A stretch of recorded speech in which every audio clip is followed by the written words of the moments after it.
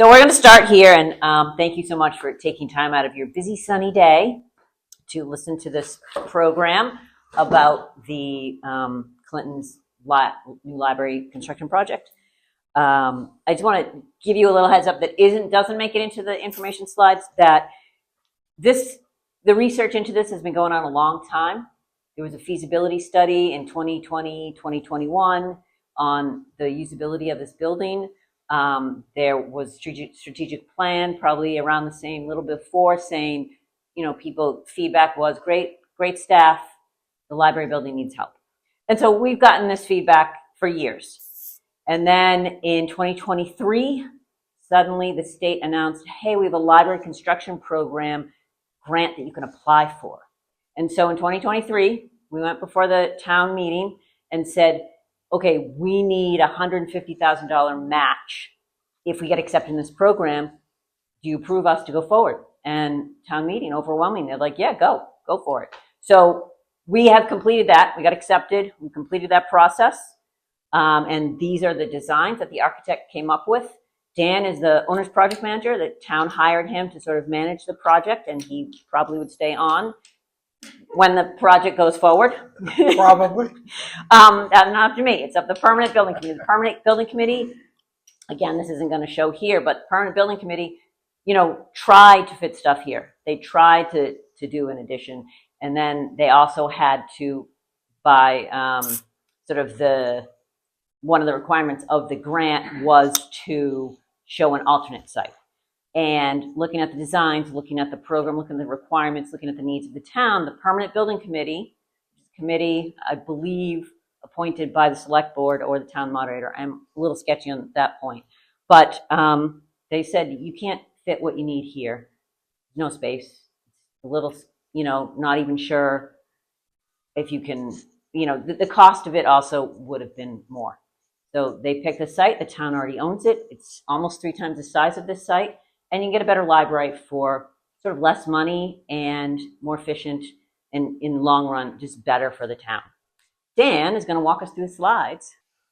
So 239 Chestnut Street is the parcel that Marie just talked about. The town bought it about 10 years ago. I think more like 20. That used to be the head of the building. American Legion, right? It was the Legion, right? Many years. Yeah. So the town bought it. I think at the time they were thinking the senior center would go there. And they made a decision at the last minute to do the senior center across the street. Well, they had the building where it's currently in now. It was donated. That was donated. That building was donated. I love that person. Because that person let us have the land. So this is the site, 239 Chestnut Street, which is next to the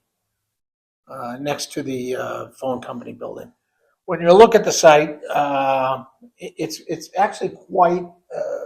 It's got quite a little bit of a hill to it, just like most of Clinton. It has a hill to it. The upper part of the site is about 1 story higher than the lower part of the site. So the design of the building is going to encompass the fact that we want to take advantage of that topography and not be digging a giant hole or filling in a giant hole. On this is the basic plan of it. 59 parking spaces. One thing that we don't have here is parking. We're all sharing the same parking in downtown. It'll have 59 spaces. Some of the spaces will be along the driveway for access in the front of the building, which is that yellow square. And some of the spaces will be in the back in a kind of a two-tiered parking lot going up the slope where the red triangle is, which is the entrance to the building. And just, again, another one of the requirements of the grant program is the parking. They have parking requirements. They have a requirement of 1 parking space for 400 square feet.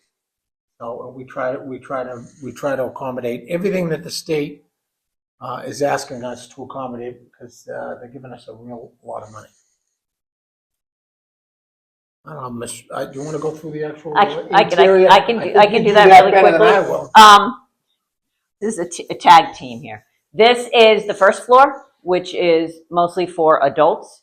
There would be an entrance right near Chestnut Street and going stairs if you want to go up to the children's room. And this part, there's stacks, reading areas. The important part, the part that people have been clamoring for, is meeting spaces. Not just the important part; they're all important. But meeting spaces. That's one of the things we can't offer here. This is the space. This is the meeting space. Everybody kind of fights for it. Not literally. But there's historical room for some of the historical stuff we have. There's a friends room for a book sale. There's computer areas. There's, computer area.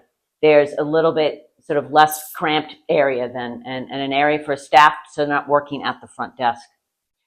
This part says Excavated. unexcavated, and you'll see As why. you are going up the hill, obviously. In the next slide. So this is down at basically street level, right? People can come in at street level, and then we'll go to the next floor. I would be happy to do that. Excellent. And so this is the youth area. Toddlers, middle school, preschool. They all have their spaces. They actually have a study room of their own. They have Are those programs being offered today in this building? as much as possible. But while sometimes they're down here, sometimes they're upstairs. In the children's room now, have you been there? I'm doing a tour later if you want to take a tour. I'll show you what's going on. So the teens don't have their own space. They're kind of in a hallway. So when they do a program, it's in the little kids area. And Dungeons and Dragons, there are 13 kids, or there are a lot of kids here today anyway. They took over the whole space. Then anyone who wants to come in is kind of intimidated by, they weren't here because we were going to be here. Sometimes they're here. It depends if there's enough staff. But in this case, they would have a program room, and the teens would have their own program, so it doesn't interfere with the other stuff. You don't have little kids wanting to play and teens doing their teen thing. So that's part of the issue, and staff being able to do their business in the staff room. So the other thing that we like about the library, of course, is the purple spaces are spaces that can be used at night. The library doesn't have to be open. It can be used by Board of Health or the Conservation or whoever needs a meeting space. I think we all know meeting spaces at a premium in all communities for both public and for private groups. So those spaces can be used at night, and the library can be locked off, Right. so that you have bathrooms and you have meeting space. All the meeting spaces are different sizes. So there's a big meeting space, there's a medium meeting space, there's smaller meeting space, and there's even little study rooms, which the director just showed you on the first floor. The library today is not the library we grew up with. We grew up with a library that was a repository of books. Those days are long gone. It's not a repository of books. It is a completely programmed education facility with books, is the best way that I can describe it. Great way of putting it. So this building, every one of these I've built. This is the 9th one I'm on. I've done libraries all over the state, as far away as Eastham and Monterey. So from both sides of the state to Greenfield, I've done libraries, and every single library is packed after we open it. And it's not like a fad thing where it goes up and then back down. It usually goes way up and then kind of levels off, and it really does become a meeting place. The amount of teens that you'll grab off the street, I think, is going to shock you. And how they want to learn, they want to have the ability to excel. We think of teens and we just think of trouble. They will come and they will gravitate to what's here.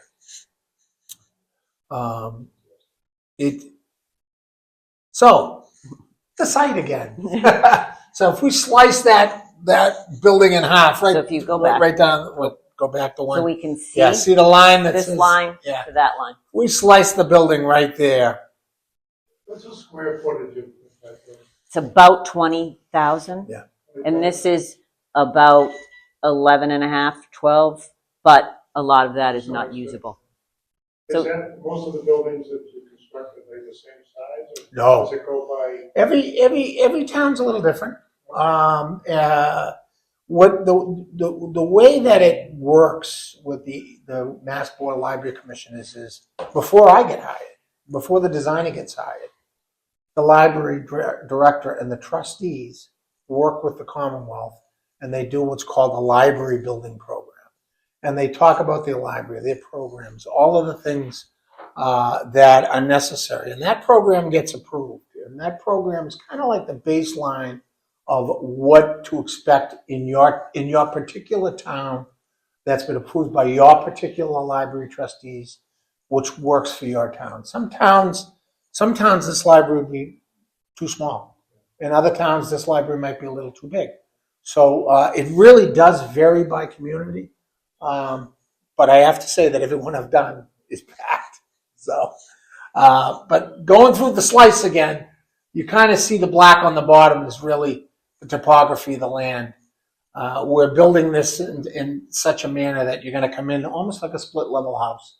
You either go up 5 or 6 stairs to the second floor, down 5 or 6 stairs, 10 stairs each way, to down to adult or up to children's.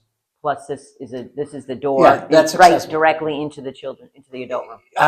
One of the permanent building committee members was insistent on this, which we would have had to have done anyway, but handicap accessibility. And everyone, a lot of questions came out was with designers. Why is split level? You know, what about the handicap? And he said, look, I've got a handicap member in my family. I go to a building where I can wheel in and hit the elevator, and you can do that right here. So I'm not showing the elevator here, but you can go in the elevator up a half a level or down a half a level. So this is a completely accessible building, even though it's a split level. It's also we talked about the unexcavated part. That was just this. That's just what's under that level. This is cutting the building the other direction, basically showing you that there's going to be tremendous light in this building. Libraries today are dark and dingy. I'm not saying that this building's dark and dingy, but this building is a repository of books. They didn't want light on the books, so it's kind of dark and dingy. Well, also the second floor where the kids are has a lot fewer lights because it actually was designed as an art museum, or an art gallery, not as a library at all. So it's designed to get light from the north and have little alcoves on the side of the building. And, there's a little 2-story space so that both, children's and adults do have some interaction and some connection, but they're separated by a glass. So there's no noise, interaction. So we haven't really picked colors and bricks and things of that nature, but we do have to submit what the materials will be. So we kind of did what we thought was best to get our grant, and this is about what the building would look like if we picked that color brick and that and the white brick and the orange brick. So Just would be looking at it from the back. I was going to give. That was from Chestnut Street. Yep. Right. So this is from the back coming into that mid-level. If you look at the 2-story on the right, you can see that the mid-level is between the two. And it works really well because those meeting rooms want to be more than a story tall. They want to be a story and a half tall, so that the proportion of the rooms relate to the number of people that can be inside the rooms. And that again is a look from the street. Just to the right is the telephone building, beautiful telephone building. This is a view from inside on the second floor, looking at children's. And children's, the stacks are lower. They can only go up 4. You don't want tall stacks to dwarf over the children. Cash. Very abrupt. Let's talk about cash. It's going to cost $24,854.52. $52. Now, is this an actual number? Has there been people that have bid on this? No. So we bring this to what's called the MDLC level of design.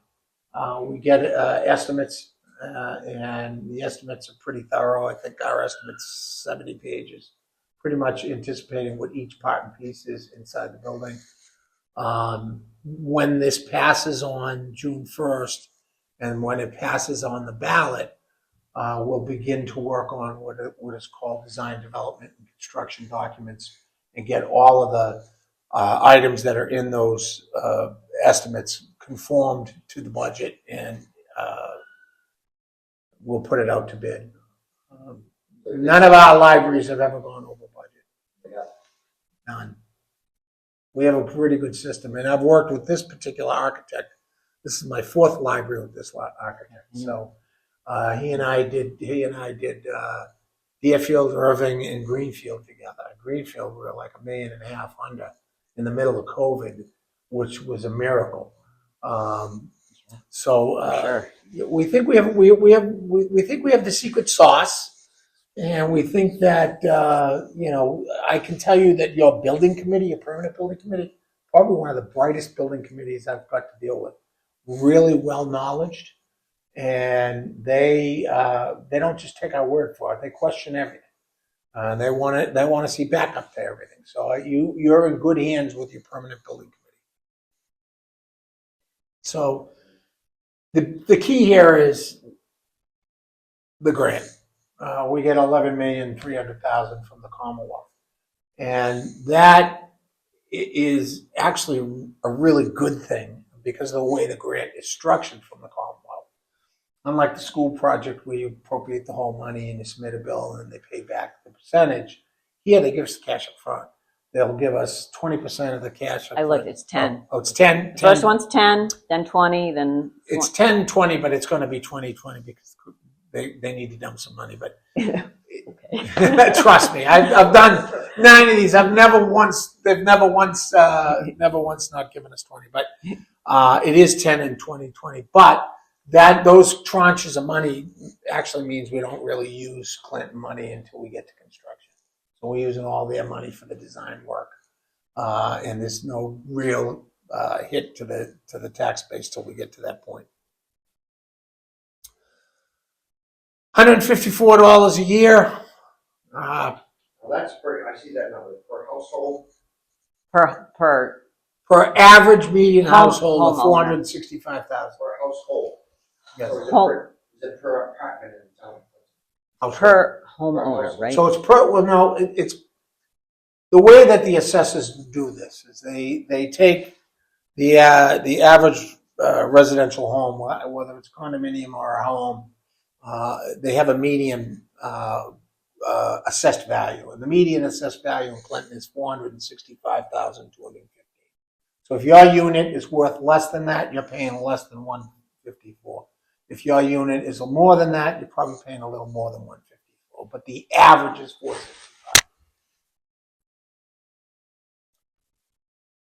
Okay. 42 cents a day for your library. $3 a week. And that's pretty much it.